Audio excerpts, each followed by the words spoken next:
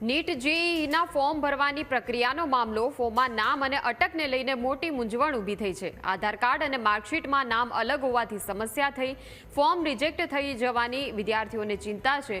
નામ કેવી રીતે લખવું તે મુદ્દે વિદ્યાર્થીઓને ભારે ગૂંચવણ, ફોર્મની ભૂલથી પરીક્ષા ચૂકી જવાની ભીતિ, શાળાઓએ એક સરખું નામ ફોર્મેટ માંગ્યું છે। નિયમ સ્પષ્ટ કરવાની વિદ્યાર્થીઓએ અપીલ કરી છે। ગુજરાતમાં આપણે માધ્યમિક શિક્ષણ બોર્ડે જોગવાઈ કરી અને અટક પહેલી લીધી છે, એટલે એ સંજોગોમાં આમાં જૂના જે વિદ્યાર્થીઓ છે એ વિદ્યાર્થીઓને વધારે તકલીફ પડશે, જેમણે 10મું પાસ કર્યું છે અને 12મામાં અત્યારે ફરી પરીક્ષા આપવાના છે। એટલે એવા સંજોગોમાં અમે બોર્ડના સચિવને પત્ર લખ્યો છે કે માની લો કોઈ વિદ્યાર્થી નવી પદ્ધતિથી પોતાની માર્કશીટ માટે એપ્લાય કરે અને પેમેન્ટ એટલે એની જે બી જરૂરી ફી ભરે તો આપવી જોઈએ અને એમાં વિલંબ ન કરવો જોઈએ, નહીંતર એને ફોર્મ ભરવામાં મૂંઝવણ થશે અને વિદ્યાર્થીઓને વાલીઓ ગોટે ચડી જશે। એટલે આપના માધ્યમથી પુનઃ બોર્ડના સચિવને વિનંતી કરું છું કે વિદ્યાર્થીઓ 10માની જૂની માર્કશીટમાં સુધારો લઈને આવે तो आ रीते नाम आगल पाछल अटक आगल पाछल करी आपका विनंती। यहाँ पे जिम्मेदारी बनती है गवर्नमेंट की। अगर आप कोई भी डिसीजन लेते हैं तो सबसे पहले उस डिसीजन को कंप्लीट कैसे करना है, इसके लिए आपको कमेटी बनानी बहुत ज़रूरी है।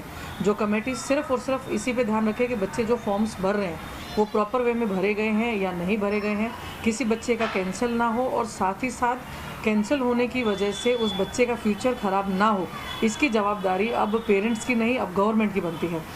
અત્યારે જેઈના ફોર્મ્સની ભરવાની પ્રોસિજર જે ચાલી રહી છે એમાં થોડોક ઇશ્યુ એવો આવ્યો છે કે જેમ કે પહેલાંના હિસાબથી ગવર્મેન્ટ ફોર્મેટના હિસાબથી એવું હતું કે સરનેમ આગળ નામ પાછળ એવી રીતે હતું, બટ અત્યારના ગવર્મેન્ટ અપડેટના હિસાબથી એવું થાય છે કે નામ આગળ આવે છે અને સરનેમ પાછળ આવે છે। તો કન્ફ્યુઝન એવું છે કે અમે અત્યારના જે જેઈના ફોર્મ્સ છે અત્યારના હિસાબથી ભરીએ કે પહેલાંના હિસાબથી ભરીએ, બિકોઝ પછી અમને અગર ફ્યુચરમાં જઈને કોઈ પ્રોબ્લેમ થઈ જાય, બિકોઝ અમારા બધા ડોક્યુમેન્ટ્સ પહેલાંના જે ફોર્મેટના હિસાબથી છે એ હિસાબથી છે, તો અમને એક પ્રોપર ફોર્મેટ મળી જાય તો અમારી માટે ઇઝી રહેશે જેઈના ફોર્મમાં પ્રોસિજર કરવું। બિકોઝ અમને એક ડર એવી છે કે અમારું ફોર્મ રિજેક્ટ થઈ જશે તો અગર અમને આગળ જઈને કોઈ ફ્યુચરમાં પ્રોબ્લેમ થઈ જશે તો બસ એક ફોર્મેટ પ્રોપર મળી જાય તો અમે ઇઝીલી પ્રોસીડ કરી શકીએ। અત્યારે જેઈના ફોર્મની પ્રોસિજર ચાલુ છે, તો મારા 10th એલસી અને માર્કશીટમાં નામ પાછળ ને સરનેમ આગળ છે અને જેઈમાં નામ આગળ ને સરનેમ પાછળ માંગે છે, તો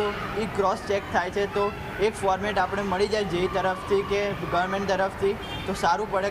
અમને એ બીક લાગી છે કે આગળ અમારું ફોર્મ રિજેક્ટ ના થઈ શકે, અમે એક્ઝામ ના આપી છે જાન્યુઆરીની બેચમાં, અમને એ બીક લાગે તો ગવર્મેન્ટ છે ને એક ફોર્મેટ રાખે તો સારું પડે, કાં તો અમને 12th પછી અમારે કોલેજની એડમિશનમાં પ્રોબ્લેમ થઈ શકે એનો ડર લાગી રહ્યો છે અમને।